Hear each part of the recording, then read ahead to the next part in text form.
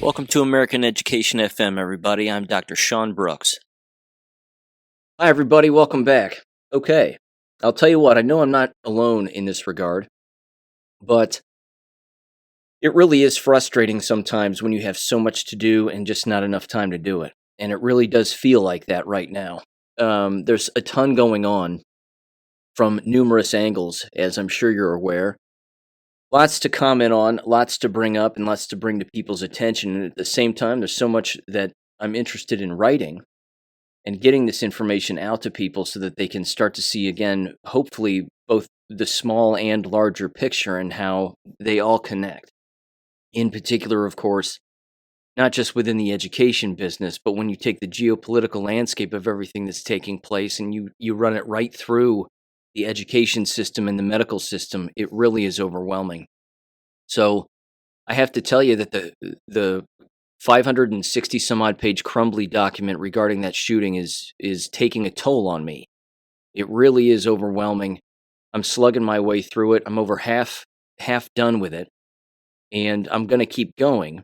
And I just want to lay this out right here at the top of the show is that I'm going to go through a little bit more of that in the latter half of this episode.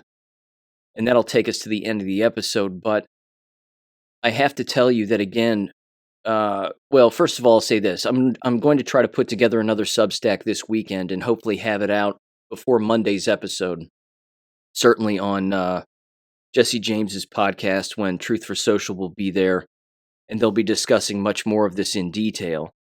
In particular, again, a lot of the outside influence that exists there and a lot of other things. But either way, this entire document is really a case study in everything that is wrong with American education in one document. And I can't emphasize that enough. I really can't. If anybody looks at this document and knows what's going on in American education, and it doesn't matter if it's K-12, it doesn't matter if it's university level, they're all heads of the same snake. It really is, again, a perfect examination of the state of affairs that our entire country is in one document. And this is not something that can be reformed. This is something that has to be done away with permanently. And you've heard me beat this horse before, and I'm going to do it time and time again. Leaving these school districts and making them bankrupt is the way that you not only get back at them, but liberate yourself from this level of brainwashing. You can't change these criminal organizations. You just can't. It does not matter if you get a majority of good people on the board who want to, again, get rid of a superintendent, get rid of a treasurer, take a wrecking ball to the district office. You're still going to have outside agencies, NGOs, politicians, and very terrible people do whatever they have to do to get those board members off of those boards. And that happens all of the time. And it's never reported on. But again, the way that you kill two birds with one stone, metaphorically, is you leave. And then by leaving, you're crushing the criminal organization because they are dependent on your participation. And then at the exact same time, you're liberating yourself from that enslavement. And that's exactly what it is.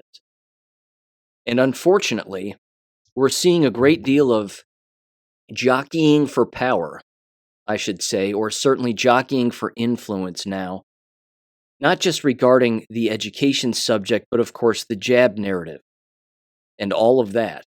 And I have to tell you, you have to watch Amazing Polly's latest video. I will link it in the description below. She's 100% right because she goes through these gatekeepers and she shows a giant picture of them, and I've put it on my Gab page. These individuals, again, are individuals that are trying to be at the forefront of whatever comes next. And they're, of course, right now, attempting to be the voices for everything that's really happening that is jab-related or economic-related, or the state of affairs are the way that they are because of what happened 3 years ago. And yet, none of them, as she very specifically points out, none of them are saying that COVID isn't real. It doesn't exist. None of them are saying that these jabs are intentionally designed to kill people. I mean, maybe Alex Jones is, but he's wrong on so many other things. He's borderline irrelevant at this point, if he wasn't already. But Amazing Polly's 100% right. You have to be careful about these cross-promoting individuals. And I have a picture here that she posted and put up during that episode, and I'm going to go through some of these people. She calls them the New Narrative Gatekeepers Network. She's right. Tucker Carlson. She has Russell Brand, Alex Jones, Joe Rogan, Tim Pool, Dan Bongino, Patrick Bet-David, Andrew Tate, Candace Owens, Steve Bannon, Ben Shapiro, it's both Weinstein brothers. And they're the worst, too, because as she points out in her latest episode, these were the individuals, again, that were advocating for mask wearing and telling people to wear masks and shaming them for wearing masks. And now all of a sudden, they're taking the opposite take, or they're not even talking about the issue. Again, the likes of Ben Shapiro, he's not even talking about this. And the vast majority of these people are not talking about this biological weapon being a depopulation agenda. It really can't get clearer. She hits on Jordan Peterson. What's the hell? I can see his face is right here. Anyway, he's another Jewish guy, and he's got a podcast. It came out of nowhere. And again, he's allowed on YouTube, and most of these people are allowed on YouTube. And that should tell you something. You have the likes, again, of Peter Thiel and Elon Musk and a number of other individuals here, Megyn Kelly and Jack Posobiec, Glenn Greenwald, Dave Rubin, Tulsi Gabbard, I mean, Chris Rufo, the list is endless. Steven Crowder, Dr. Drew, it's exhausting. These people are all in this together because, again, they're in it for the money. They're trying to control this narrative for audience, or again, audience members, clicks, you name it. I couldn't agree more with Polly on this issue. And like I said just a second ago, many of them are on YouTube. Still, that should tell you something. YouTube's making money off of their presence. They're making money off of YouTube's existence. And then my show continues to be destroyed on YouTube, time and time again. Why is that? Again, she's got Malone here and a bunch of other people. Dr. Campbell, which she brings up very specifically, says he was has a doctor of a degree in philosophy, and he's a former nurse. I mean, these are people that were slow on the uptake. They're late to the party. They're just late to the party. So again, watch out for these people going forward, because whatever happens in the future, these are the people who are going to say, come and listen to us. We're the people that you need to listen to. Polly's 100% right, though. So again, I'll link that in the description below, and I highly recommend checking that out. God, there's so much else here. Let's see. Let me get into this just very quickly. It's nice to see that Stu Peters continues to wake up a little bit. He was on Twitter the other day promoting Europa: The Last Battle and that documentary. I can't believe he hasn't watched it. Can't believe it took him this long. Again, Europa: The Last Battle is all over Gab. Endless posts about it. Endless websites where it can be seen. Money Tree Publishing, again, is the website where you can actually purchase the documentary. It's a life-changing thing. It's a life-changing documentary, and again, I highly recommend people watch it, and I recommend you watch it more than once. I've seen it at least 5 or 6 times. This is one of those documentaries, again, that changes everything. It changes your perspective on everything and allows you to see everything as it really is, rather than through the lens of the Zionist propaganda machine. But again, you have, I want to bounce back real quick, frankly, to Alex Jones.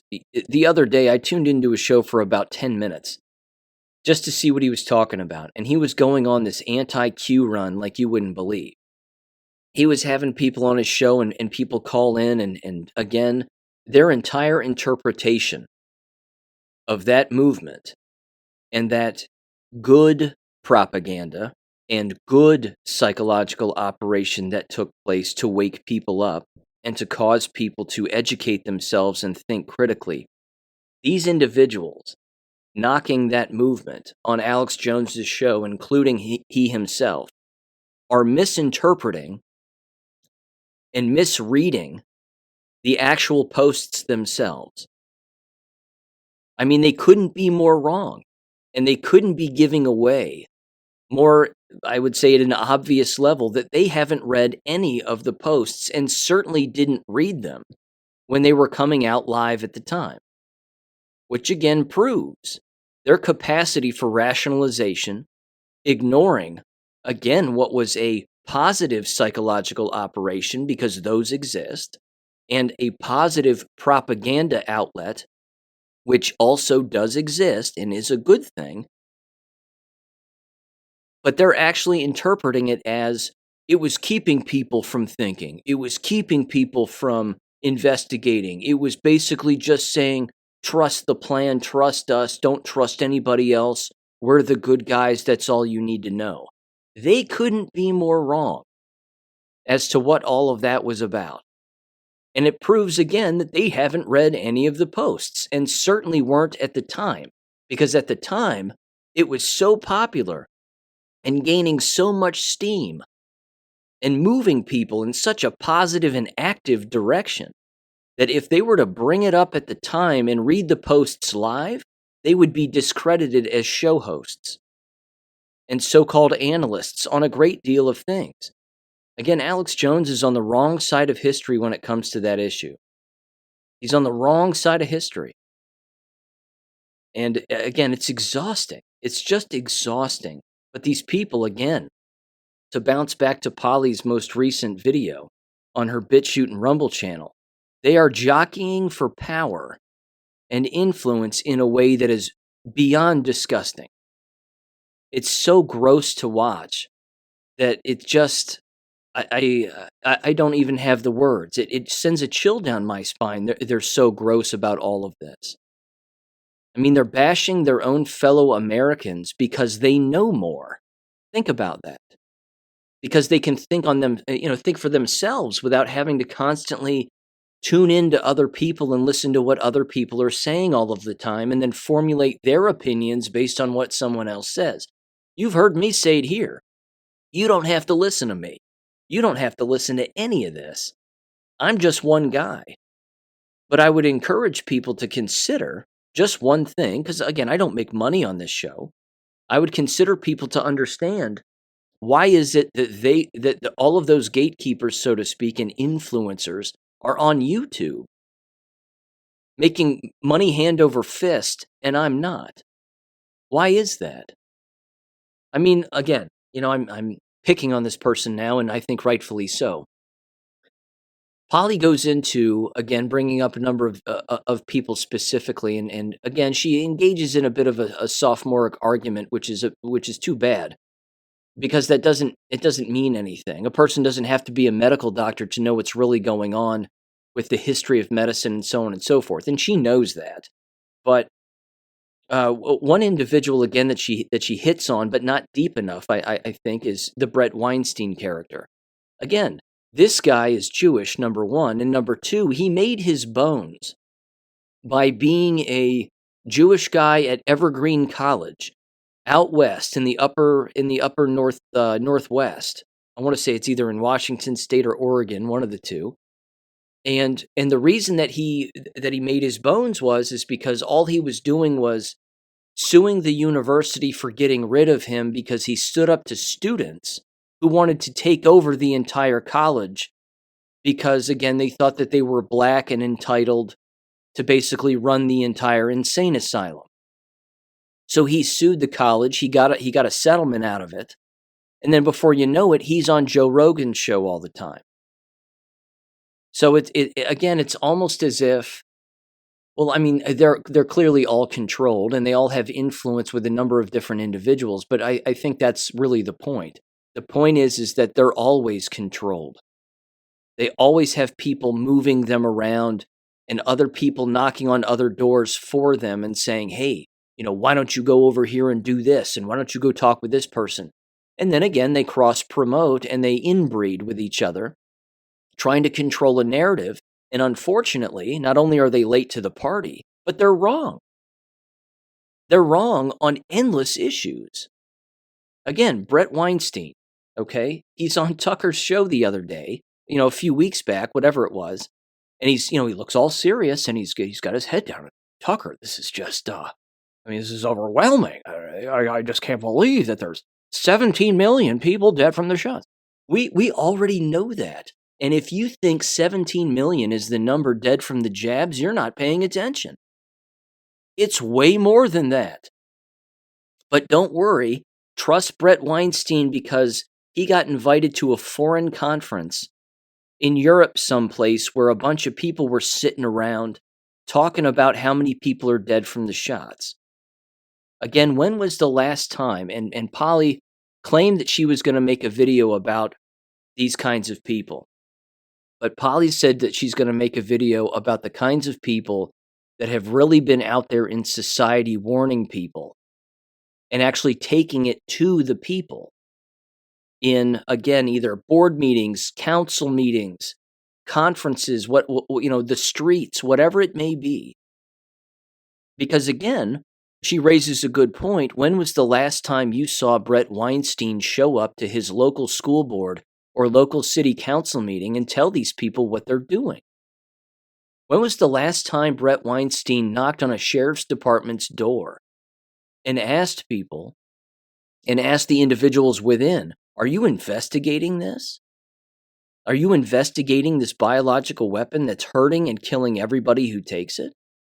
Of course not. He's not doing that. He's in it for the money. He's not in it to save anybody's lives. He's not in it to wake up, your average citizen who unfortunately fell for the shots so that maybe a mother won't jab their child with one more shot. He's not doing that. He's in it for the cash, just like all of them are in it for the cash, the clicks, move this around and make sure and share this and make it go viral and blah, blah, blah. I hate these people. I really do. You've heard me again bash Megyn Kelly and play the audio of her on this show at length and say, look what she's doing. She's trying to now play the hero when she's triple jabbed, has AIDS, her sister's dead, and her friends are dead from the shots. But we're supposed to still listen to her like she's ahead of the curve. You have to be joking. These people are so far behind the curve, they can't even see the curve, let alone who's around the bend. They have no idea. That's my rant on it. And again, I'm going to repeat what she said, and she's right, which is she's not looking for attention. Polly is. Polly certainly isn't. She's not looking for attention and looking for people to again, watch her show or listen to her and say, don't listen to these people, listen to me. I'm in the same boat. Again, I'm not bringing this up so that you listen to this show. That's not the point. The point is that you have to watch out for these kinds of people. Because these people are not on our side. They aren't. They're trying to control so much, and they're so wrong in their attempt to control that for those of us who have been in this for a very long time, can clearly see what they're doing. We can just see it. It's obvious to us. Again, Megyn Kelly was the same woman who was on Fox News, screamed sexual harassment, and then had James Alefantis on her show, defending him while also attacking Donald Trump. That woman is a snake. She's a snake. She can change her skin all she wants. She's still a snake. Again, now she's on SiriusXM making copious amounts of money. It's not because she's intelligent. It's because she keeps people right on a certain wavelength, which happens to be the low-level wavelength of her own brain. She's not that bright. Well, we're leaving. I'll never forget this. She said, well, we're leaving New York. My husband and I are leaving because, the taxes are high and the school system's terrible. Good for you. Endless people left before you did. endless people because they're smarter than she is. This is the entire landscape, I'm telling you. In a civil war, which to an extent this already is, it's not a hot civil war in that we're charging these people with muskets, but I'm telling you, if it were a real civil war like back in the 1860s, I wouldn't follow these people from one tree to the next in the woods. I wouldn't. I wouldn't take 2 steps in their direction. These people are, again, slow-rolling information. They're very late on the uptake, and they fell for it the first time around. These are the kinds of people, again, that can't be trusted. If they're so-called awake now, I assure you they're not. They're still rubbing the sleep out of their eyes. These people are not awake. They're having these pseudo-intellectual conversations about shit that we've been covering for a very long time, and you know that. You already know that. You're smart people. Not because you listen to this show. You're smart people because you were either led in this particular direction and you're a free thinker. But you already know this. I'm not going to trust a former Fox News employee, and I'm not going to trust the people she talks to. Dr. Drew pushed the shots on people. He pushed the masks on people.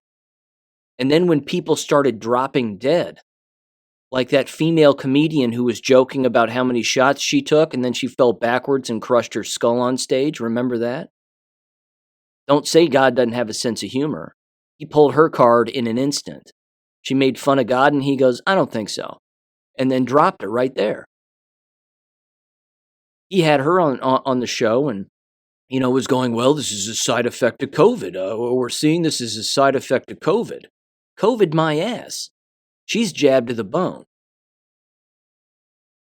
The people covering for this kind of stuff, I'm telling you, it's overwhelming. So I'm going to leave it at that because I'll just keep yelling and it's it's not a good thing. But there you go. So again, bounce over to Amazing Polly's channel, please, and definitely watch this. She's dead on and 100% right. Okay, let's keep the jab train rolling here briefly, though. I normally save it, of course, for the end, but I'm going to save the vast majority of this episode for more crumbly information because, like I said, I was slugging through that document and holy Lord. Okay, first of all, there was this. Thought you might want to know. Certainly jab-related. Don't let anybody tell you otherwise. Major list of companies here all experiencing massive layoffs. And they are Citigroup, NBC News, Universal Music, Xerox, Stellantis, Twitch, which is Amazon's live streaming platform, Google, Disney, Amazon again, BlackRock, and the NFL. And then there's this giant list of tech companies that are experiencing layoffs also. And this is of January of this year.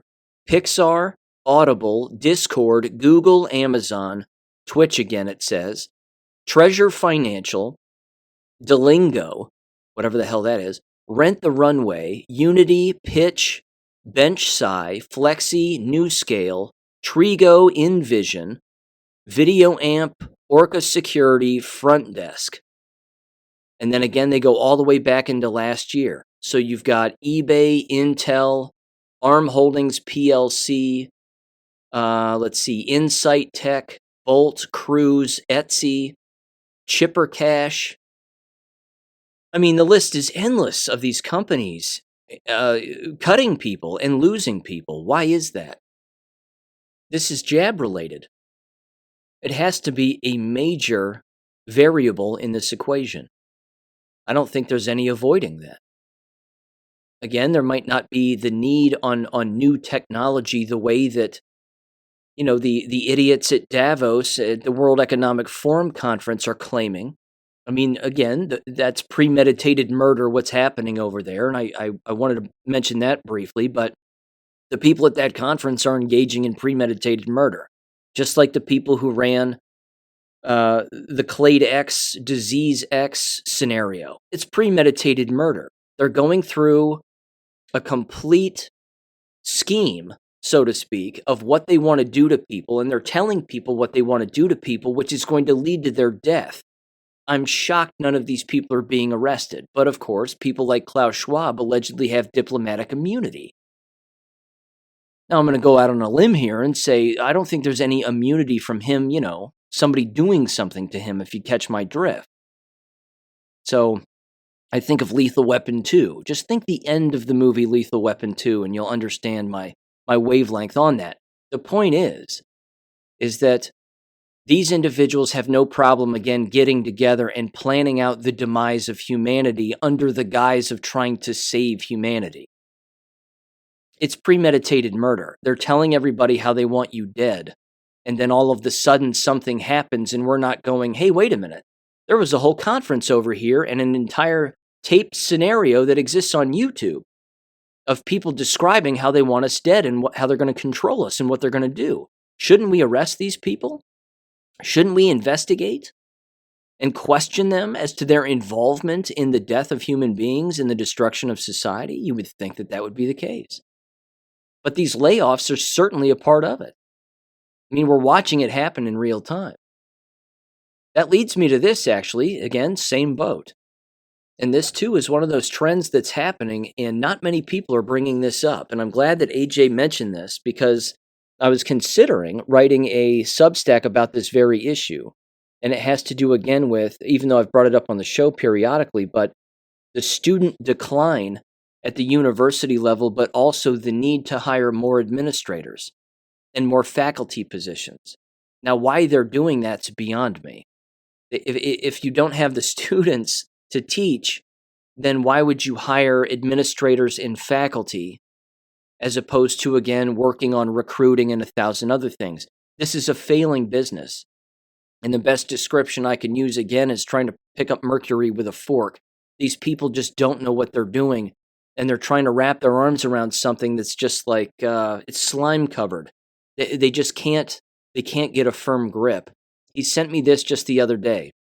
He said, Sean, a friend sent this to me, and it was a job opening for the president of Indiana State University, requesting his thoughts on whether he should apply or not. He said, however, read through what the university is looking for. Specifically look at the enrollment and the mention of declining enrollment. He said, I checked their enrollment numbers online. Indiana State University, which is in Terre Haute, Indiana, if memory serves. I actually applied there. Didn't get the job, shocking. And it was arguably one of the worst interviews I've ever had. And it really, and I told AJ this, but just to go on a quick little side story very quickly, if you want to interview me for something, if you ask me one insulting question, that's about all it'll take to basically, kick me down a hill. Certainly as far as like getting back on track on a solid wavelength of thought. If the questions you're asking me are stupid, then I put my hand over my face and start shaking my head and asking myself, why in the hell am I even there? That's basically what it was like interviewing with Indiana State University. They were asking me just some of the dumbest questions, and I just remember thinking to myself, Jesus, like what is wrong with you people? But anyway, thank God I didn't get the job. Here's what he said. He said, I checked their enrollment numbers. Indiana State University had over 12,000 students in the fall of 2019. They're down to 8,600 students for the fall of 2023, an enrollment drop of 30%. A 30% decline. That's a big deal. That's a huge deal. And you can't make that up. Again, they published this.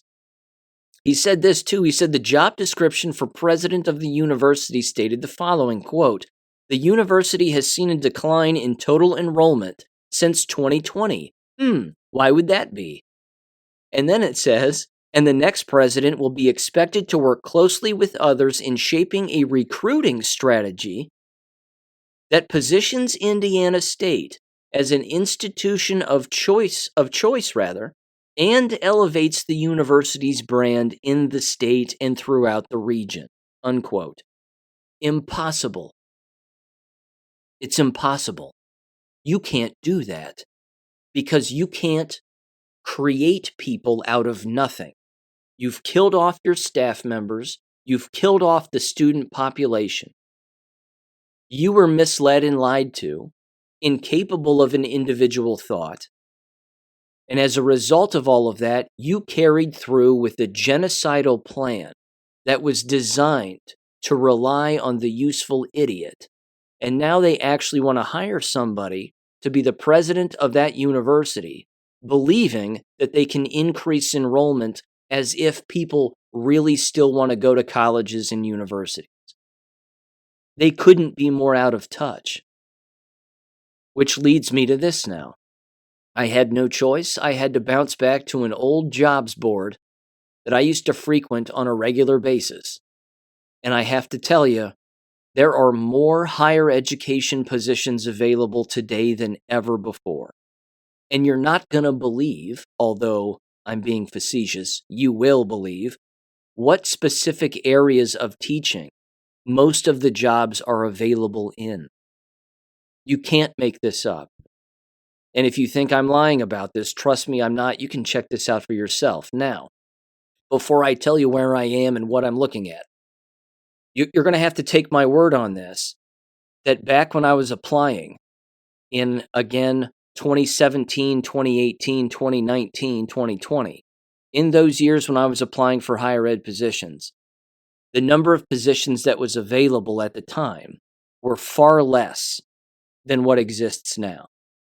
I wish I had a screenshot of it back then, but I didn't do that. But I should have, in retrospect, because it would have been a nice comparison. Either way, I'm on the website higheredjobs.com. And if you click on their faculty positions, it breaks them all down based on, again, the major title of the department, so to speak, or a department. And then it has multiple sub-departments below it. So, for example, there's an entire section that's titled Agriculture. They have 1,500 jobs available and faculty positions that are posted under agricultural positions at universities, basically. They have law and legal studies.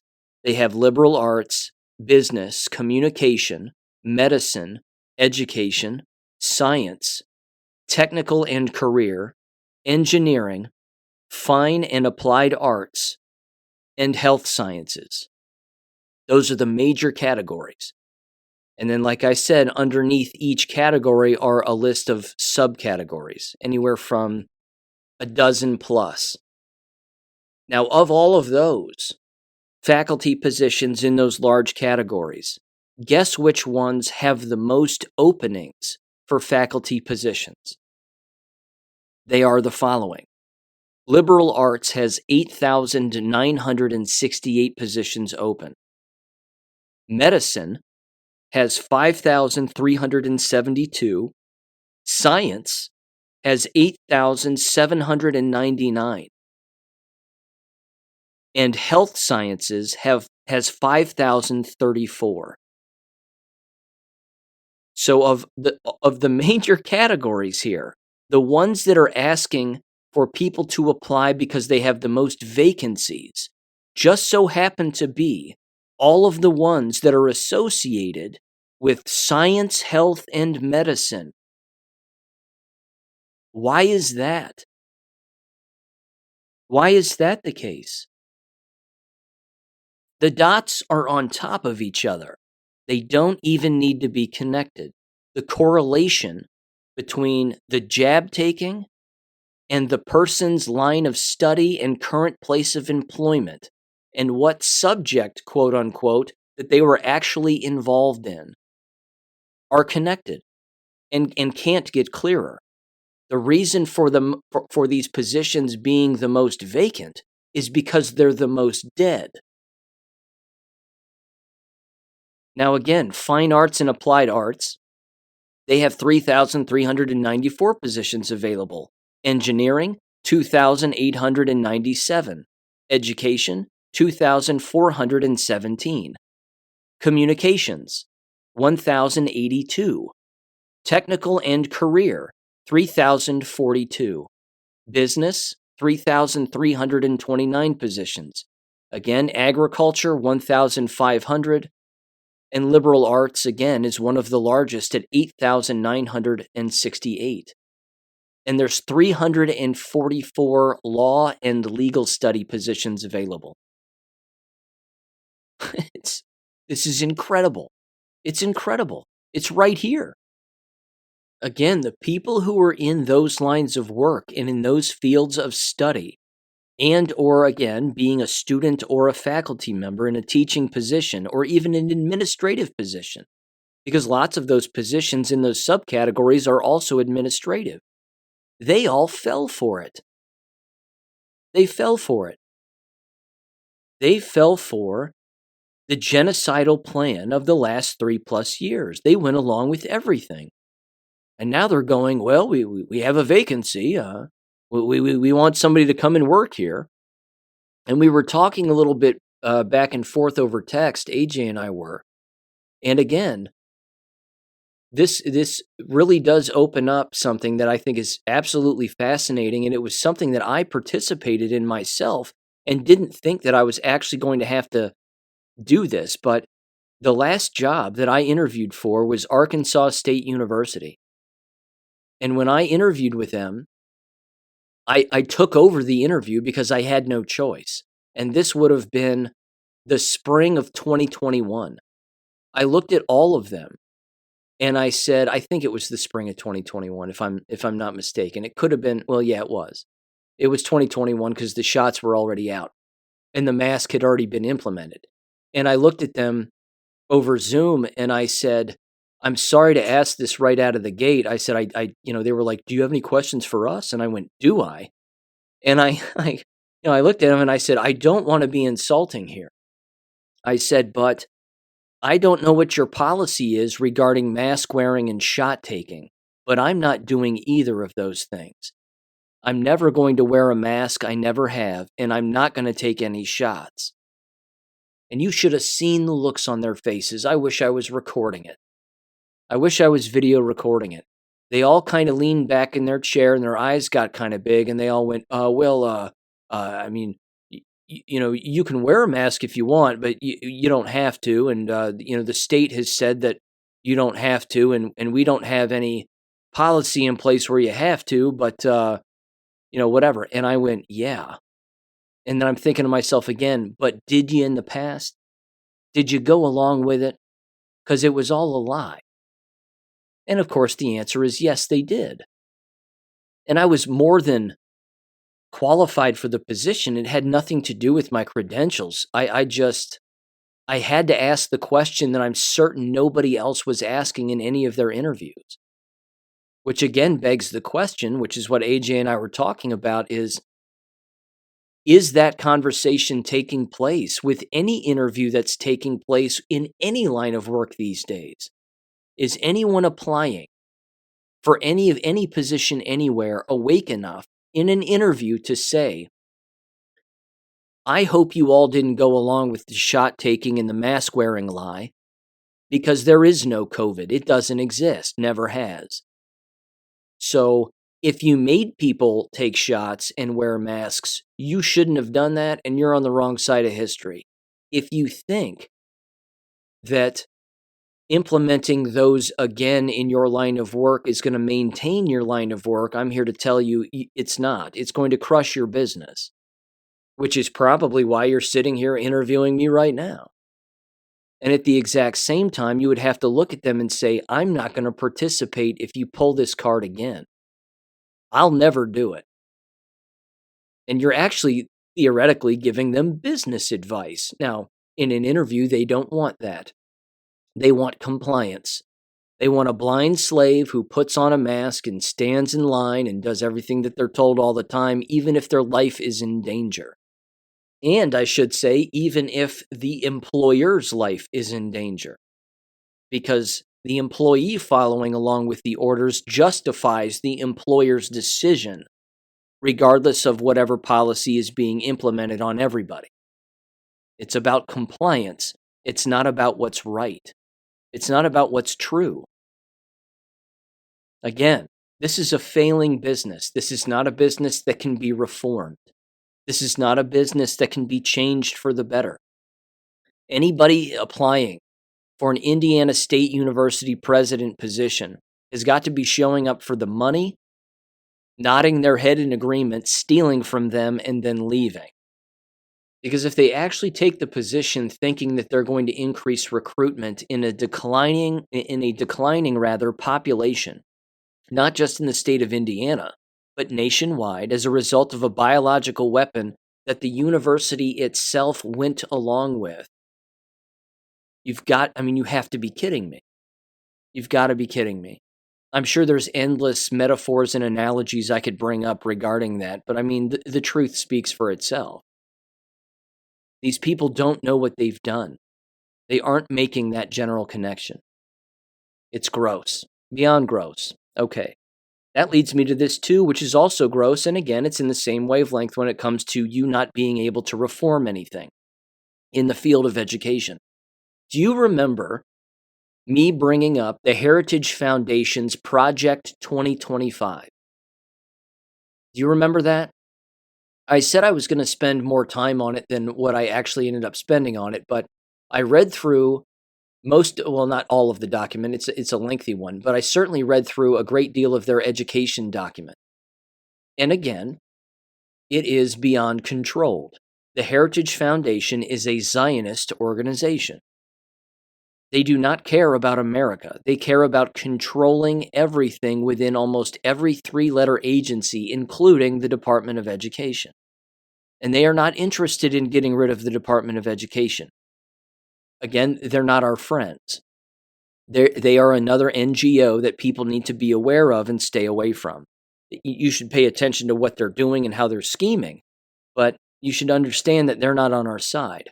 Certainly not on the side of anybody who's an abolitionist like myself. With that said, I was listening the other day to Stu Peters' show, and he had a fill-in guest who fills in for him from time to time, but they had Harrison Smith on. Harrison Smith is a co-host on InfoWars, and he has his own show on InfoWars. Harrison Smith actually said out of his own mouth that he likes the Heritage Foundation and he supports Project 2025. Ladies and gentlemen, that right there tells me all I need to know about Harrison Smith. Now, do I think Harrison Smith has read the entire Project 2025 document? No, I don't. Has he read the education one with a fine-tooth comb because he has all of that education experience? No, he hasn't. All that document does is support all these three-letter agencies in an attempt to get the three-letter agencies to do what they want to have done, and then go after particular people or entities that they think need to be gone after or reform particular groups that need to be reformed, and then rework the mission and vision statements of these particular organizations and so on and so on. It's kicking the can down the road instead of stomping it into the ground. It's all designed to just maintain the status quo. That's the whole point. That's why they do this. That's why they write these documents as a group, and then they'll put 1, 2, or maybe 3 authors in one chapter on one subject within that giant document covering every three-letter agency and other NGO organizations and what they would like to see have happen. So that whatever administration comes into the White House next, we have this giant document called Project 2025. And we can give this document to you, and you have to follow it no matter what, because if you don't, well, you're going to end up just like John Kennedy with a bullet in the back of your head from the Jewish Mafia and 1,000 other people.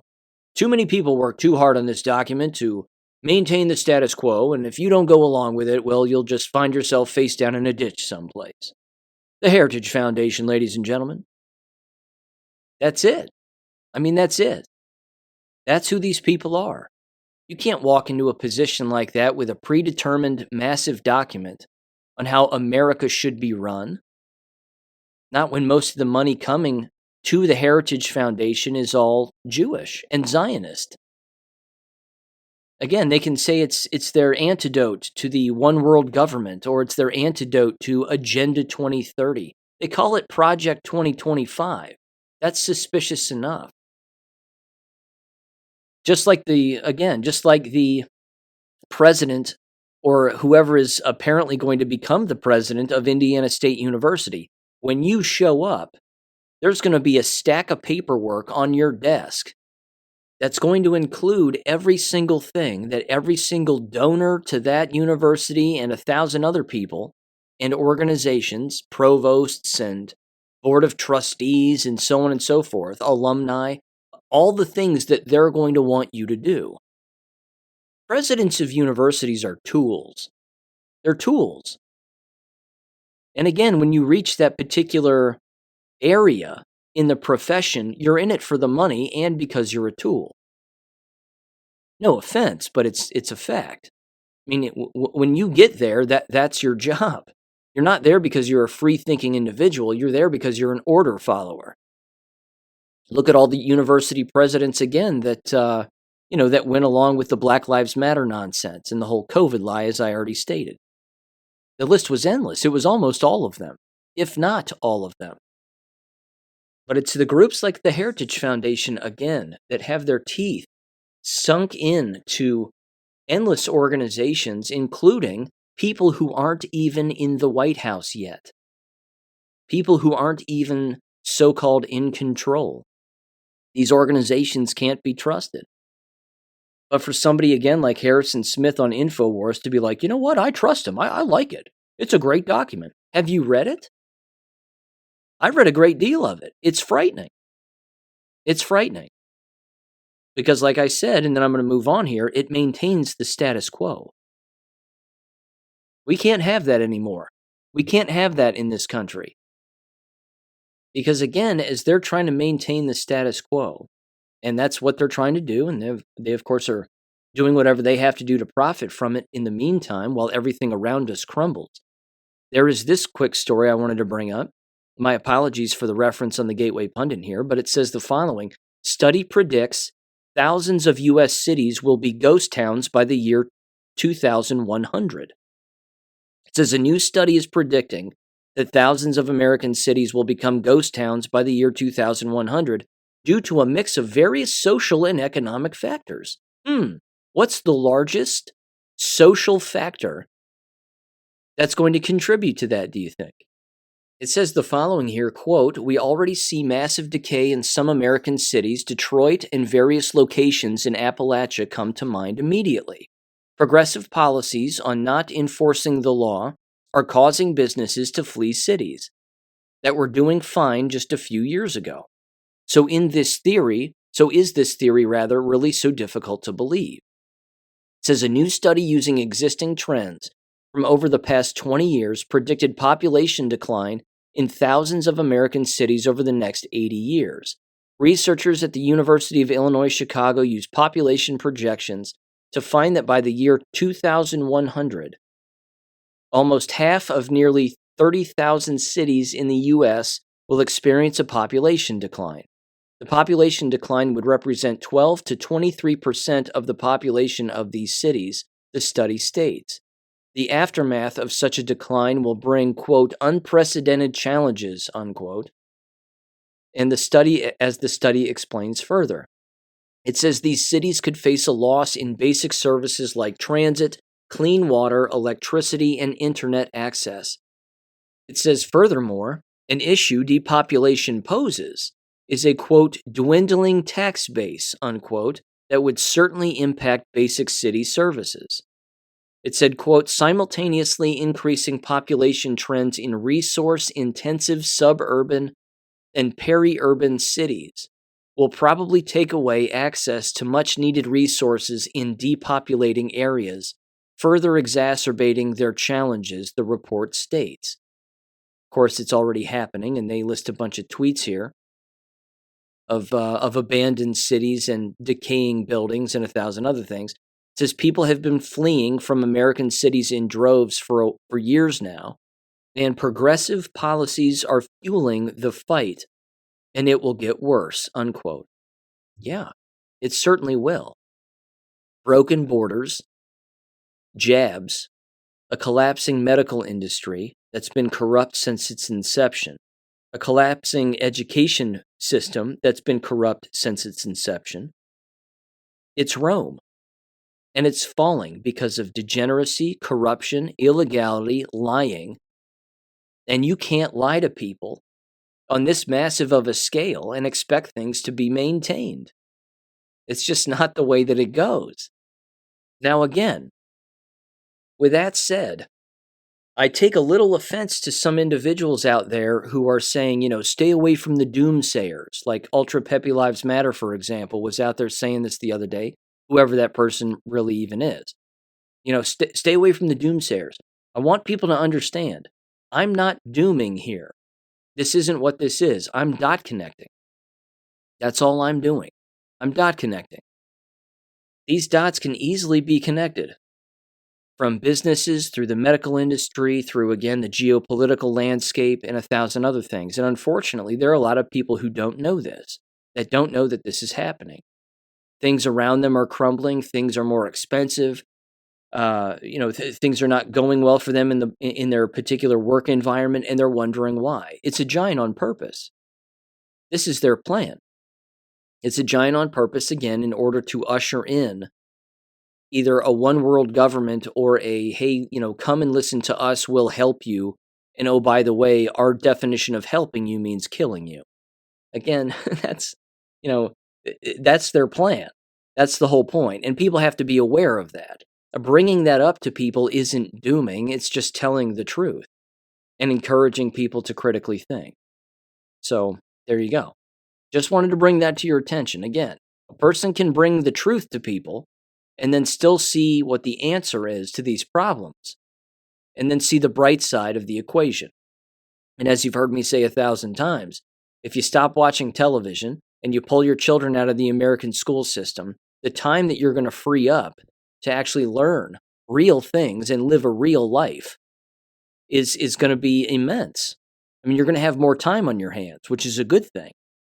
But again, all of these distraction systems that are in place are designed to keep people ill-informed, and that's a huge problem. And that, of course, is why we are in the state of affairs that we're in. Now, let me mention this too. And again, you've heard me mention this person's name before, and it's worth bringing up also. Because again, this is an example of someone who's late to the party, and it's unfortunate. Because again, even they are a self-admitted administrator, certainly in the medical field, and it's Dr. Ladapo, the Surgeon General for Florida. He, of course, is now calling for the shots to be completely pulled off of the market, and that's a good thing. And he's said that more than once, certainly within the last few months, I should say. But now he's making the rounds, doing these face-to-face interviews, and there's one particular thing that he's saying that is also not true. And it's too bad because, again, he's slow rolling this, and it's unfortunate. Because you have to keep in mind, this was a guy who didn't understand the larger scheme at play here. He's out there and he's saying that vaccinations aren't bad because introducing DNA into the body, into the human body, that is not your own DNA is not that bad. Which is not true. And he's saying again, what makes the COVID shots dangerous is that the mRNA, quote unquote, if that's to be believed, that the mRNA component of it is causing foreign DNA to attach to your DNA and then have more of a damaging impact because your body can't get rid of it. Whereas, as he says, normally, other vaccinations with foreign DNA in it that are injected into you, your body has a way of getting rid of that naturally. Again, this is incorrect. And I don't have to be a medical doctor because I'm not one. I don't have to be one to know this. You don't put DNA of other things, in particular when those things are dead, decaying, fermenting, and then sucking a syringe of their juices out of their corroding poisonous body into your body and have that end up well. That's not good. No one normally would do that. The sad part is that people don't know that that's what vaccination is, including dead fetal tissue, along with synthesized poisons and 1,000 of other things that have no business being inside of the human body. But Latipo would get people to believe that that's not that big of a deal, that that's okay, that don't worry, your body has a way of getting rid of it. What he's not, of course, telling you is that your body's way of getting rid of it is you being practically paralyzed with fever, body aches, and inability to move. And then hopefully you survive that, and then you're back moving around again, but you're not the same anymore because your DNA is damaged every time you take an injection of anything. That's the whole point. So he's still separating the COVID shots over here and then all other vaccination over here, not knowing that they're all poisonous. Yes, they're varying degrees of poison, but at the exact same time, they're still all poisonous. So my beef with him is the same beef I have with anybody, which is the same beef that Amazing Polly has with all these pseudo gatekeepers, is the message that they're still trying to tell people when they believe that they're on the right side of history. They're still wrong in their explanation. So I just wanted to bring that to your attention because, again, I saw Latipo out there making the rounds and I'm going, dude, stop talking. Just stop talking. I mean, keep it with the memos. Do whatever you have to do to get the shots pulled off the market in the state of Florida. And then, for Christ's sake, do something about the rest of the vaccinations because they're all poison too. The flu shots are a yearly poison that people poison themselves with under a fairy tale of the flu existing, which clearly it does not. Along with everything else, Gardasil and 1,000 other things, tuberculosis and whatever. And then, of course, Bill Gates, in his infinite wisdom, that murderer, he's over there in Davos and he's going, well, we're working on vaccines and we're working on this and we're working on that. And we're going to have more RSV shots and pneumonia shots and tuberculosis shots and blah, blah. They're streamlining all of it. That's all they're doing. They're streamlining all of it to make the same poison in all of them. So that if you get sick from one of them, they'll say, well, it could have been worse if you didn't have the vaccine. Now take this one. And then you'll get that one, and then you'll end up dead. Again, bounce over to Dr. William Mackis's Substack and check out, again, his stories and his headlines. It's horrific. A woman had her legs cut off and her arms amputated and her hands amputated because of sepsis. It says the following here: mRNA injury stories, sepsis, and amputation. 41-year-old Lucinda Mullins had a small kidney stone, developed sepsis, and lost her limbs. 13-year-old softball player Anita Navas had rash and lost her legs. They show this woman, this Lucinda Mullins. I mean, my God. My God. It's horrific. She's lying in a hospital bed. She has no hands. I would say up to her mid-arms. And she has no legs. She's lost her knees and everything from the knees down. It says a Kentucky woman is adapting to a new way of life after losing her limbs because of a kidney stone infection. No, she didn't lose her limbs because of a kidney stone infection because that's never happened before. She lost her legs and her arms because she took the shots. And sepsis is remarkably common among those who take the shots. And sepsis, if you're unaware, is again widespread body-wide inflammation. All of the cells in the body become inflamed. And it's not unusual for an individual to lose their body function from the phalanges inward, from the tips of your fingers and the tips of your toes inward into your body. Hence the amputation of her hands, arms, and legs. Absolutely horrible. Okay, deep breath. That's all I have here on most of that. Again, even Dr. Mackis fully understands that the whole Clad X, Disease X thing is a hoax. He knows that If there is a real biological weapon that is introduced to people, they're going to amp it up and make it sound worse than it really is. Just don't fall for it. That's all. Don't fall for it, and don't let the organizations in your places of employment fall for it again. This information is out there. Again, it's premeditated murder. They're scheming about it before they actually do it. And they're going to try it again. They're going to pull this card again. It'll either be this year or next. Time will tell. But yeah, we'll stay on top of it here. I certainly will do my best. And there you go. Okay. Here we go. Deep breath on the Ethan Crumbly stuff. I got to tell you, I'm going to reiterate what I said at the top of the show here. This is a perfect case study in what happens after a real school shooting. I think that's number one. This should prove to people, well, it could be the last point I make, but either way, it's important to understand that this didn't happen in all of the previous fake shootings. That these kinds of investigations after the fact, this kind of legal work, this is exactly what happens after a real school shooting, which was why this is real and the other ones are not. That's number one. Number two, it's a perfect case study in employee negligence. There is no doubt about that.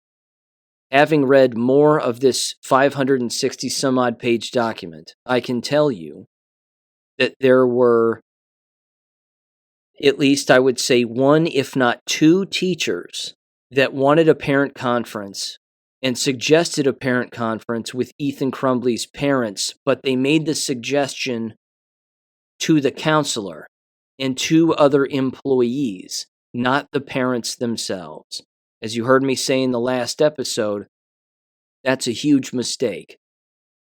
There was one correspondence that existed to the parents, which was a voice message that was left with the mother, having to do with Ethan and his grades and behavior and what have you.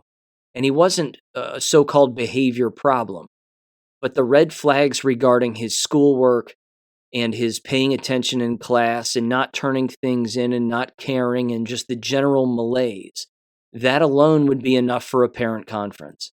And as you heard me say, it's the school teacher's responsibility to do that no matter what system is in place within a school district or a building. It doesn't matter if they have restorative practices or not. It doesn't matter if the school counselor consistently says, hey, call me and I'll handle it, or they don't. It's the school teacher's responsibility to take the lead every single time. So, with that said, I have a series of screenshots here that I want to read, which help piece this together also. In the document, and we're talking somewhere between pages, because I don't have the page number written down for this particular segment, but it's before page 237. So we're way after the sections that I read in the last episode. But here's what it says. Again, I'm continuing throughout this document. These were just screenshots I took, which I'll probably include in the next Substack article. It says the following, quote, the shooter's academic struggles continued in high school, and in 9th grade, the shooter's grades and standardized test results indicated that he needed academic support. In addition, in the spring of 9th grade, two of his teachers reached out to the shooter's counselor, Sean Hopkins, to ask Hopkins to meet with the shooter and discuss their concerns about his classroom performance.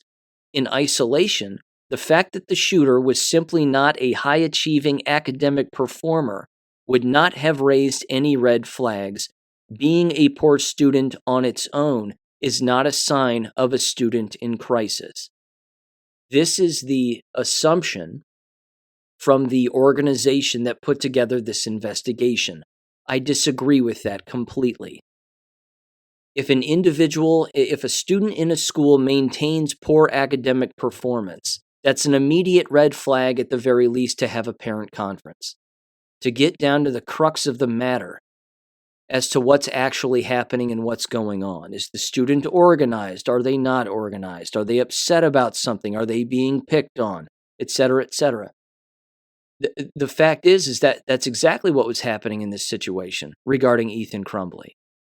And there's a COVID connection in this, which again I'll mention hopefully a little bit later if I can recall it. But the COVID element, quote unquote, I'm using finger quotes here, the COVID abuse and psychological abuse of all of that played a huge role in this. It played a huge role in the snapping of Ethan Crumbley's mind. And he wasn't the only one. The document continues and it says the following, quote, by early November 2021, there was a noticeable decline in the shooter's academic performance. This would have been again the same month that the shooting took place. Specifically, there were clear signs in several classes that the shooter had simply given up on doing his assigned work.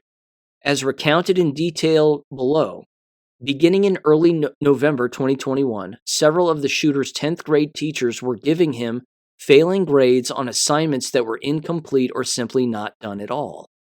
This failure to do the assigned work was a noticeable change in the shooter's classroom performance. That's an immediate parent conference then.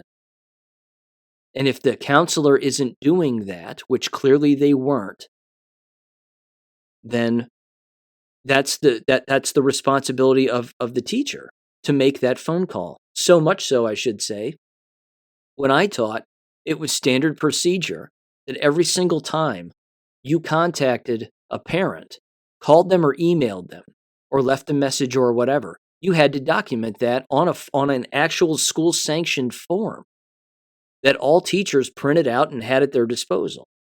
That way, your record keeping of the entire situation couldn't be manipulated by anybody.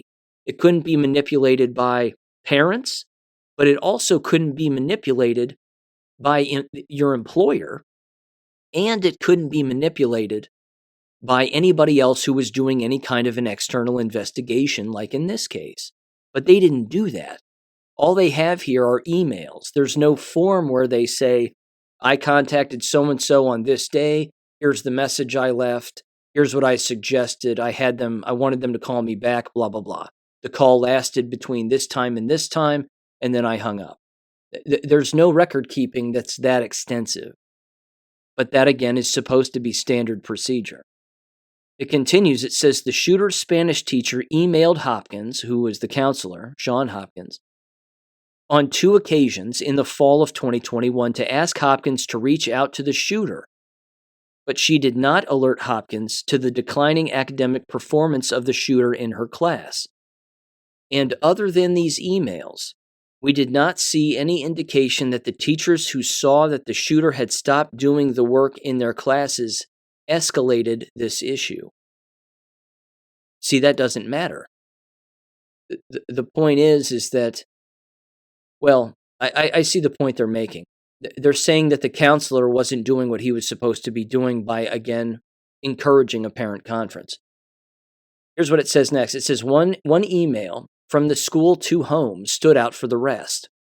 The shooter's geography teacher reported a somewhat unusual statement by the shooter on a classroom quiz, that he had deliberately done poorly on the quiz to get his parents' attention. The body of the email stated, quote, I'm contacting you in regards to an incident that occurred in geography class today. Ethan Crumbley took his geography quiz today during class. We checked it together. As I was collecting, I noticed the shooter, because again, they took out his name and put the shooter in place of his name, had received a 70%, and he had handwritten the message, quote, I did it on purpose. When I asked the shooter about this note, he said that he wanted you to notice his geography grade. He thought he would get your attention by receiving a low score on the quiz, even though he knew all the correct answers. The shooter will be able to fix and repair this quiz for an improved score of 80% next week, but I felt that you should be aware of the shooter's actions today, unquote. Based on that alone, that's a kid who's asking for help. Any school teacher worth their salt and any counselor worth their salt would immediately schedule a parent conference. It didn't happen. It continues, it says, "We sought to interview the teacher who sent this email to the shooter's parents, but she stated that she did not have any relevant information to share and she refused to speak with us." What was interesting about this entire investigation from this external entity is that they reached out to almost all of Ethan Crumbley's teachers dating back to kindergarten practically. And hardly any of them wanted to speak with the investigators about Ethan's behavior or his mood or his demeanor or his grades or whatever situation they wanted to bring up.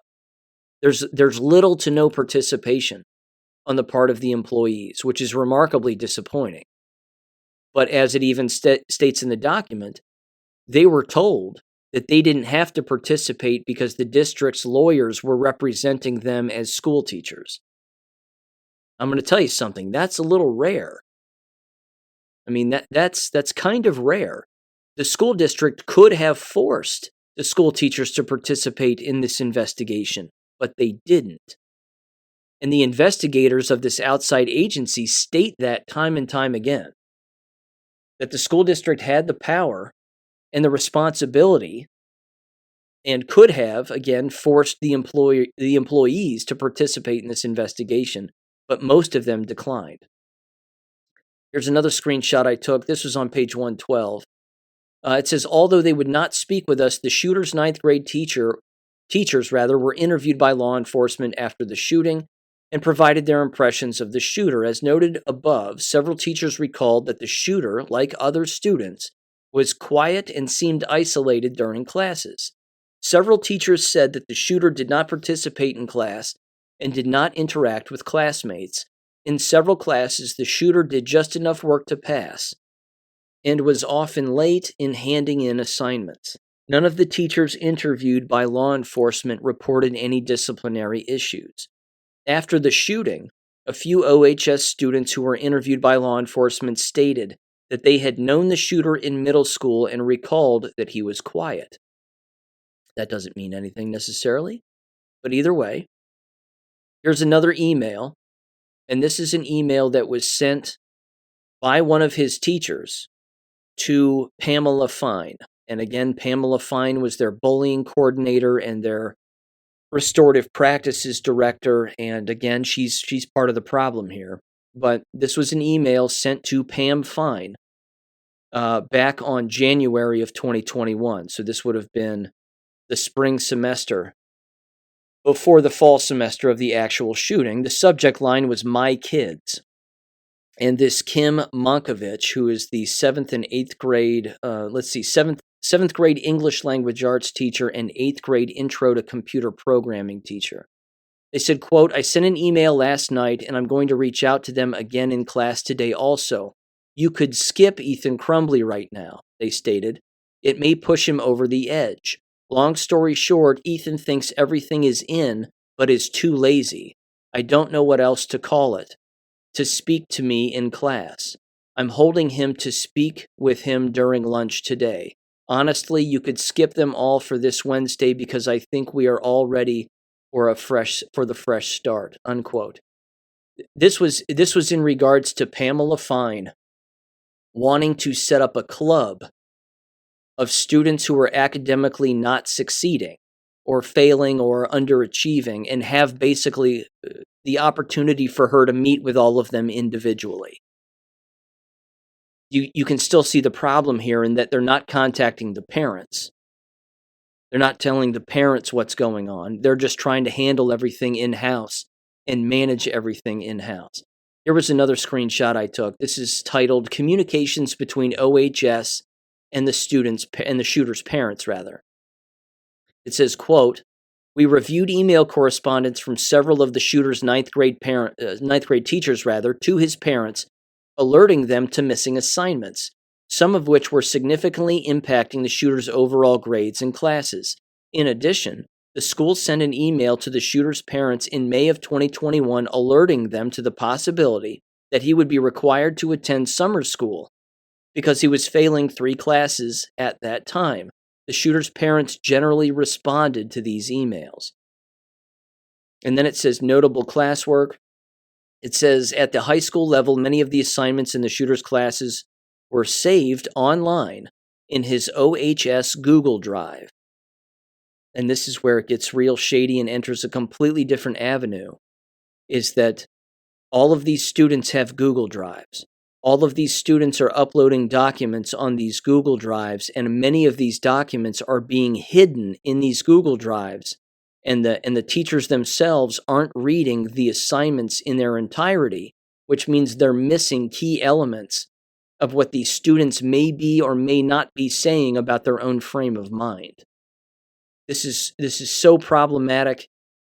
Like I said, it's overwhelming, and I could write 12 Substacks on that alone. But it continues. It says the district provided us with documents saved on the shooter's OHS Google Drive, and we highlight some of the shooter's school documents from 9th grade that stand out in retrospect after November 30th.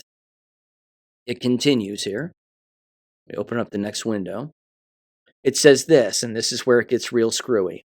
It says one of the documents that was indicated that the shooter was struggling with aspects of self-esteem and well-being was a wellness inventory survey that was saved on the shooter's OHS Google Drive on September 10th of 2020.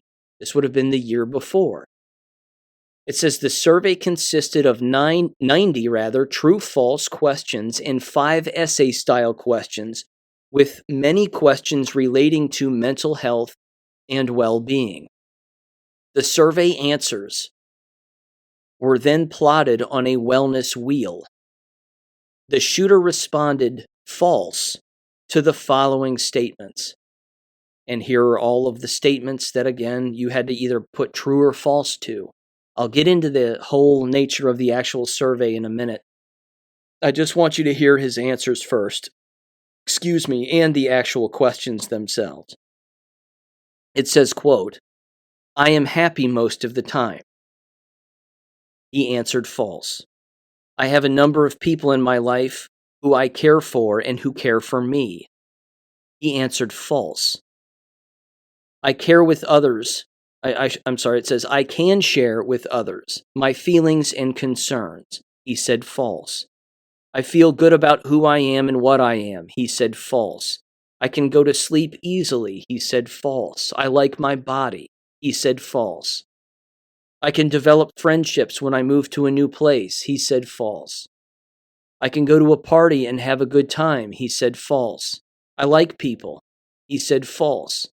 I'm not overly worried about the future. He said false. I can accurately access my strengths and weaknesses. He said false. I care about what happens to my fellow man and woman. He said false. And then finally, I trust my ability to make good decisions, and he said false. Now, I know what you're thinking, and you're right. You're 100% right. Regarding this survey, and surveys like it, this is the problem with American K-12 schools. They dish out these surveys to gather information, and then they don't analyze the information. They're trying to play medical doctor or psychologist when they aren't qualified to do so. You've heard me bring this up at length, and ladies and gentlemen, this again is why this is a case study in everything that is wrong and why the system cannot be reformed. You've heard me talk about the unnecessary nature of surveys like this in American schools. They have no place. None. Zero. Because the people inside those environments never read the questions nor the answers. Even if it's a formal assignment given by, say, a health teacher, where the health teacher receives these answers back. Engaging in such an activity should have the option to opt out from a student, and the parents should be made aware of that, but they're not. And you've heard me say, too, that surveys like this will be administered to entire schools the entire student population, sometimes a fraction of it, but sometimes the entire student population, and they'll even be anonymous. And then those anonymous results are stuck back into a folder from all the students who participated, and then it's sent back to whatever study group or journal or research association or whatever is administering the actual survey. Which means you're never going to see the results like this of a student who's clearly in need of help. And also, I should say, in need of help, and here it comes, because of the entire COVID lie and the psychological operation of the whole COVID lie. That COVID lie was designed to get people dead, either by their own hand, via injection, okay, or taking pills or illness or what have you, or having the hospital kill them through hospital policy, or suicide, or snapping the minds of the people who are still alive so that they kill their fellow peers. As far as I'm concerned here, I know everybody points the finger at Ethan Crumbley. I'm going to go out on a limb, and I'm going to say Ethan Crumbley's the victim of the larger psychological operation that's been taking place with all of us. And he then perpetuated his victimhood on other individuals who became his victims. That's called the cycle of abuse. And that cycle, that wheel, always rolls downhill. It always backs up on people, and it always falls on people. And this is a perfect example. You have to pull your children out of these environments. They are torturing them. That's what all of this is. This wellness inventory should have never been taken. Not ever. It continues. It says, based on the available evidence, it appears as if the shooter completed this inventory as a part of an assignment for his health class. The irony. It says the shooter's Power School records. Power School is capitalized because it's the online system that they use, I believe. The Power School records for 9th grade health class show that he submitted an assignment entitled Wellness Wheel, which had a due date of September 14th, 2020. It's unclear whether the shooter submitted both the Wellness Wheel and the underlining wellness inventory to his health teacher, or if he only submitted the Wellness Wheel, which did not include the specific questions and answers listed above. Accordingly, we cannot say whether the shooter's health teacher saw how he responded to each of the 90 survey questions. The shooter's 9th grade health teacher refused to speak with us. Of course he did, or she did, rather. It's a she, I believe. She refused to speak with them because if asked about this, they would have been asked, well, why would you give this if you weren't even going to look at how they were responding? Because she didn't look at how they responded to it. So they've got her dead to rights, not doing her job either. You see the number of people who should be fired here? It says on October 2nd, of 2020, the shooter saved 2 documents to his OHS Google Drive that suggested that he had it says, in a troubled emotional state at the time. This was a year before the shooting. First, at 7:51 a.m. on October 2nd, 2020, the shooter saved an untitled document on his school computer drive that contained the following statements. Let me open it up here. Oh my God. 3 statements. Number 1, I have no emotions. Number 2, fear, run, IDK. Fear, run, I don't know. And then number 3, don't get angry and keep the anger in. This kid was writing this stuff not just in a personal journal in his book bag, but he was writing it on school documentation that was on school-sanctioned technology. that the teachers themselves have the responsibility to look at. So, beyond the survey stuff for just a minute, the very use of technology and the data harvesting that exists with student information and assignments is too much for the school teachers to even look at. They don't look at it. And this is case in point as to why they don't look at it and what happens when they don't look at it. They're not looking at everything that these students put on their Google Drives.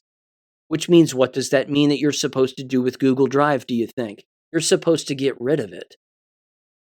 But see what happens when you now get rid of something that you've been contractually obligated to actually have? You violate your contract. See, they can't do away with Google Drive. They'll lose all their Chromebooks. They can't do away with Google Drive and their Chromebooks because, what are they going to do? As you've heard me say, and as you've heard other people say that I've brought up on this show, these individuals that call themselves school teachers don't know how to teach if they don't have technology available to them now. They don't know what to do. They're lost. But as you can see, even when they do have the technology, they're lost anyway. It continues, it says, at 8:17 a.m. that same day, the shooter saved a document entitled Stress Reflect Thing on his Google Drive, which consisted of the following, where he said, quote, I really have no stress at all. I am a stress-free person. I have never had stress in my life as far as I know. I really don't think puberty is a stress thing as it does not affect me in any way. I do get about 3 to 4 hours of sleep at night, and that is perfect for me because I have sleep deprivation and I get full rest with those hours.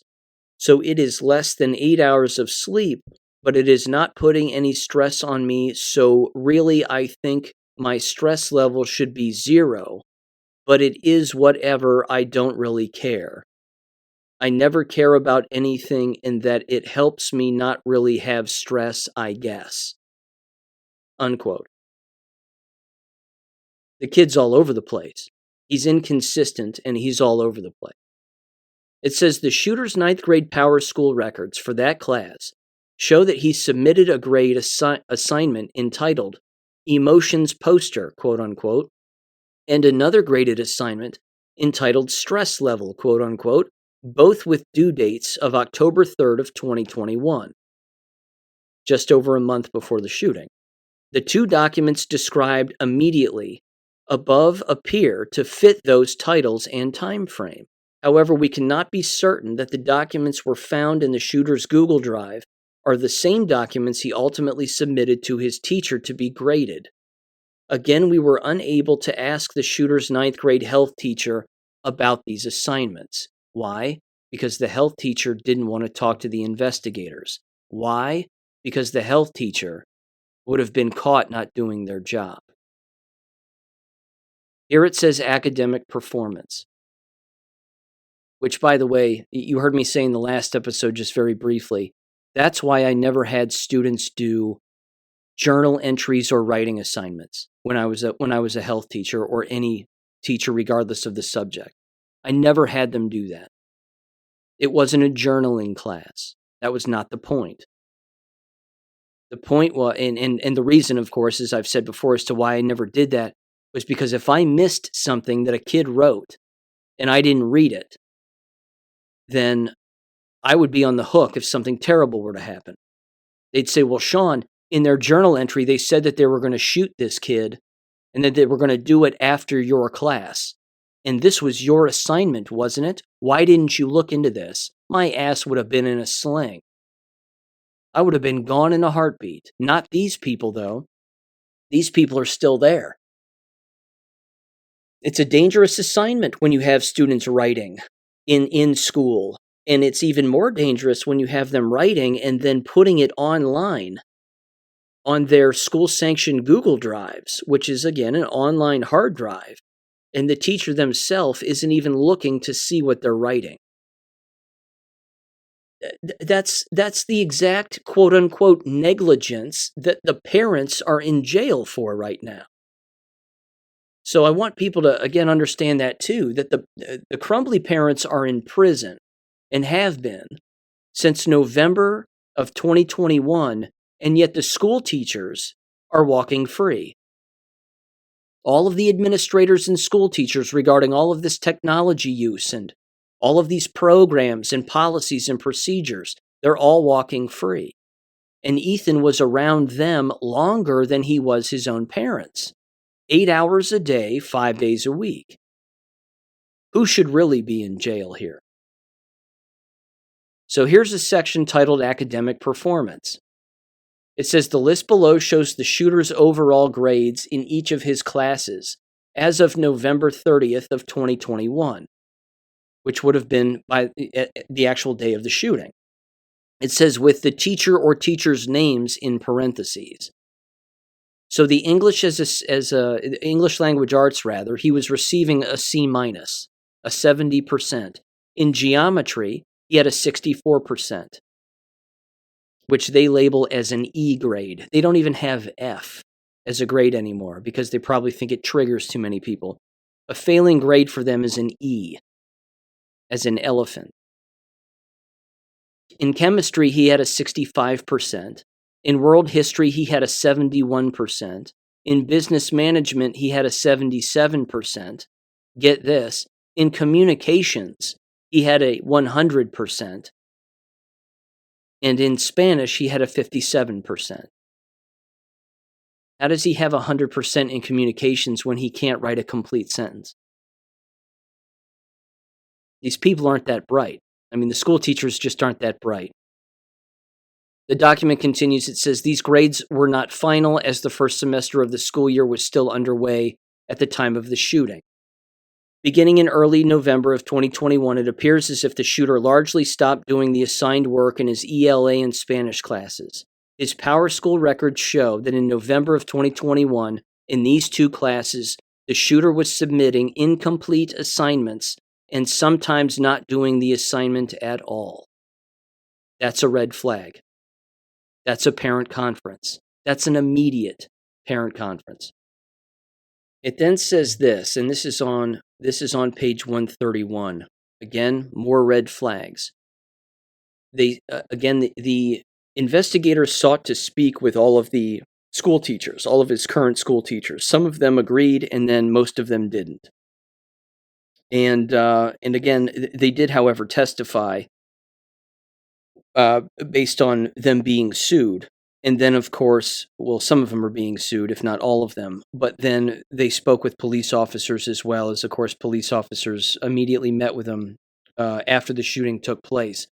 But at the bottom of page 131, there's a section here. It's letter C, which is titled The Shooter's Journal, The Shooter's Perspective on School. And it says the following. Throughout November of 2021, he wrote in his journal that he was choosing not to do his assignments and that he expected and even hoped to be called down to the front office. We recount the relevant journal entries in approximate chronological order below. For the most part, the shooter did not date his journal entries, but we can establish an approximate time frame based on the events described in the journal and our knowledge from our other relevant dates.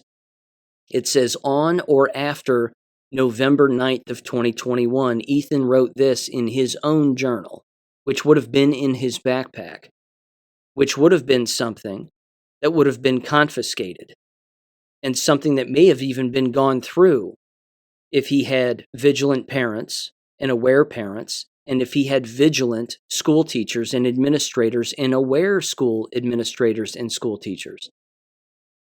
Any kid, by the way, sitting in a class, writing in a journal instead of doing schoolwork, you confiscate the journal. You take it from them. That's what you do. Why are you writing in that? And you say, give it to me. And you take it. And then you put it on your desk. And then you make them do whatever work that you have them doing that they're not doing. And then that's it. Now, yeah, they might ask for it back, and yeah, you might give it back, but, you know, I understand hindsight's 50-50 on this, but at the same time, if there was a parent conference, certainly in my day, we would have gone through the kid's backpack and said, are you writing anywhere? Do you have anything else? Let's snoop around a little bit. But here's what he wrote in his journal. It says, again, on or after November 9th of 2021, quote, I spend most of my time writing in this book instead of doing stuff in class. I am failing 2 or more classes and on the verge of failing 2 more. This causes my depression to be worse than it already is, unquote. Red flag. Then says likely on or after November 12th of 2021, quote, I am already failing 3 classes and I am doing nothing to help it. He then said, I spend my entirety of Spanish class writing and I do nothing in this class, unquote. He then said, quote, all one of my teachers has to do is send me to the office and I will tell them about the bird head and I can get help. 1 call and that can save lives, unquote. You can't say this wasn't a kid asking for help. He was. It says likely after the weekend of November 13th and 14th of 2021, after describing several parts of his weekend where he felt happy and comfortable, he said, quote, now I'm back in school and back down the drain again. I've already committed to the shooting by not doing any of my schoolwork and practically telling the teachers to fuck off. And honestly, it feels good. After 12 years of stress and anxiety from school, it feels good just not to care anymore, unquote. He then wrote, quote, I have 2 years left until I graduate high school, and I have already given up early this year and can't take the rest of the 2 years. I'm genuinely surprised right now that none of my teachers have contacted my counselor or sent me to the office for not doing my work. I think that they are doing something new to get their students to do work. Instead of going to the office, the teachers are just going to let my grades drop in hope that I gain my sense to do my work. Well, tough shit, unquote. Let me focus on that paragraph for a minute. He's cognizant of the fact that the school has a policy in place that isn't disciplining students for anything. He's cognizant of the fact that the school has restorative practices in place, although he may not know that name, and that failing is apparently not that big of a deal to these people, and that contacting parents and scheduling a parent conference isn't that big of a deal to these people either. He's aware of this. He then said, quote, I don't care about my grades no more. I'm about to shoot up the school and spend the rest of my life in prison. The last thing I could care about is my grades in school. Ugh. I am actually hoping that I get sent down to the office. That will show them that I have given up and they will keep an eye on me. I will make them see that I am a possible shooter. And so when I do my shooting, they will have something to put for motivation. I have already stopped doing school, so once the school sees my photos of gun and gun range on my Insta, then they will know what's up, unquote. Honest to Christ, ladies and gentlemen, he was telling them what he was going to do in a document that numerous people had seen him write on and in class while he was failing and while he was not doing schoolwork. And it was never confiscated from him at any point by anybody, not even the counselor. It says, to be clear, we are not saying that any OHS personnel were aware of or should have been aware of of what the shooter was writing in his journal. They should have been. They should have been. It says, "We included the above quoted journal entries in this report because the shooter's descriptions of his academic performance match in part with reality. The assignment level data in Power School shows that the shooter was not doing his work in several classes in the same time frame in which he was writing in his journal that he was not doing his work." Now, there's an email here from one of his school teachers to other individuals, and the subject line was "Invitation to Parent-Teacher Conference." And this was on Wednesday, October 6th of 2021. The same year, the same semester as the shooting, just a month and a half before. They said, "Hello, parents. I'm your student's Spanish teacher." So they're sending this out apparently to all of the parents. Finally, this email went out to them. It says, "I'm your student's Spanish teacher, and I'm reaching out to invite you to Parent-Teacher Conference on Thursday, October 7th or Tuesday, October 12th. We are holding parent-teacher conferences virtually again this year, which has been more convenient for our parents. I'm sending this email invitation because your student currently has a D or E in my course, and I would like to discuss how we can help them make improvements through the remainder of the semester. Please select a 10-minute time slot on October 7th from 4 to 7 or October 12th from 5 to 8 at this particular website. You will also find my Zoom link when you select a time, which we will use to meet virtually. I look forward to meeting you and discussing ways we can support your students' improvement in their Spanish class. Sincerely, Diana McConnell, Spanish teacher, Oxford High School." So this woman reached out to the parents, but as you can hear in the email, it's not a face-to-face thing, it's a Zoom call. Out of the basis for convenience. That parents found this convenient, so let's just do it this way. Go ahead and schedule a time online and blah, blah, blah, blah, blah. Ladies and gentlemen, again, there was a time when you got in your car as parents, you drove to the school, and you met with the school teacher face-to-face. Do you see what all this technology is doing? It's not helping anything. It's making everything worse. It's creating distance.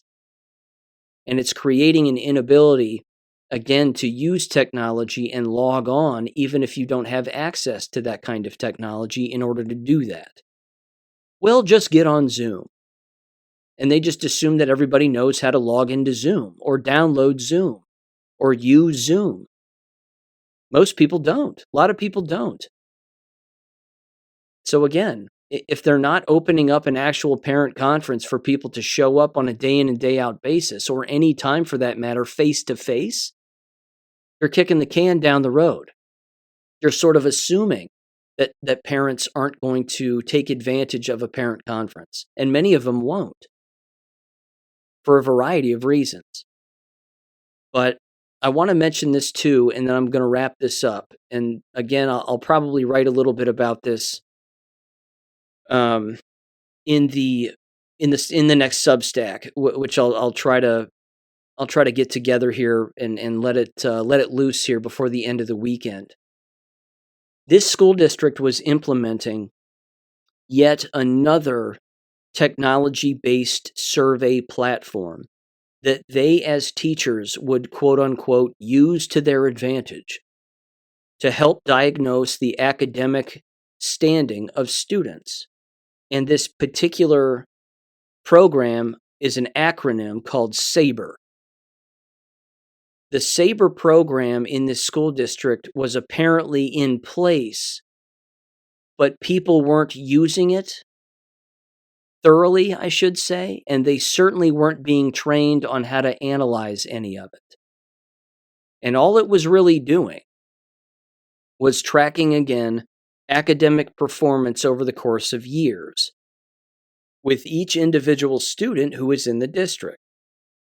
Now, it's not a complicated system. It takes the students' grades and it throws them into a line graph, and then you just see a line graph. And it goes in one direction, it maintains itself, or it goes in another direction. Either goes up, down, or it lays flat. Again, a fourth grader could interpret the SABRE system. It doesn't seem difficult. But they claim that, again, this is just another one of those things that they add to their plate of things to do that they don't follow through on. They had another thing here where they clearly show in this document Ethan Crumbly on this SABRE platform, and his grades are going in a downward direction, in a hard downward direction, since middle school and certainly since his freshman year in high school, all the way up to the actual day of the shooting. That's a parent conference. That's an immediate parent conference, not, schedule a 10-minute time slot and then, we'll discuss a couple of things and then send you on your way. No. This should have been a multi-person parent conference in the school, either before or after school, with either one or both of his parents. The very moment that he started to fall asleep in class, and the very moment that he wasn't turning in work and failing, or even having poor academic performance. I'm going to wrap it up and say this. It exemplifies the laziness of school teachers. It exemplifies the overwhelming nature of these NGOs and these companies and these groups and these tech groups and the contracts that get signed by districts, and how all of that lands in the lap of district officials, and district officials are do-gooders and they're order followers. So they do what they're told from their higher-ups and those higher-up state organizations, and then they throw it in the laps of school teachers and building administrators, expecting them to do it, and it just becomes one more thing for them to do that ultimately they can't do because they don't have the time, because they don't have the wherewithal, they don't have the observational skills, they don't have whatever it is that they don't have, which is a lot of things. They don't have the knowledge of their own subject matter, let alone the ability to track a student from year to year to year academically. And clearly, if there's anything in any of this, they don't have the ability to pick up a telephone and call a parent and say, we need to have a parent conference with you immediately, and we need to talk with you immediately. They apparently are incapable of doing that. That's why all of this happened. And then you take that firecracker called COVID, and you toss it right in the middle of this entire scenario, and what do you end up with? You end up with 4 kids dead.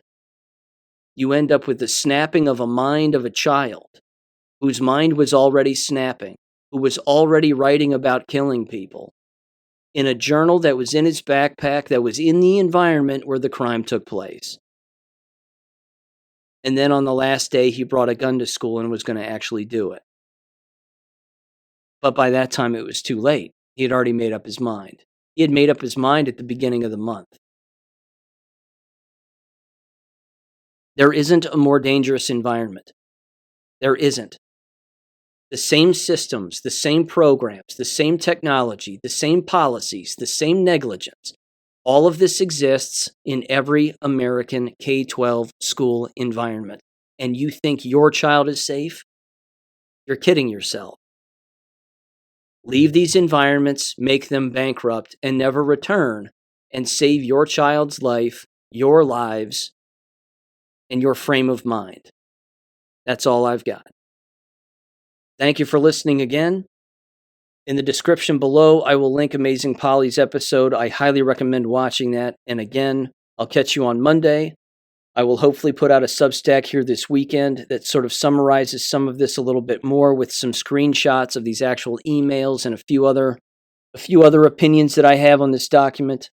And make sure and tune in again on Monday night to the Dangerous Info podcast at 7 p.m. and certainly 7:30. And there you go, on the Dangerous Info podcast channel on Rumble. With that said, ladies and gentlemen, I'll catch you then. Peace. Thank you for listening to American Education FM. Make sure and check out AmericanEducationFM.com for more information. Take care and God bless.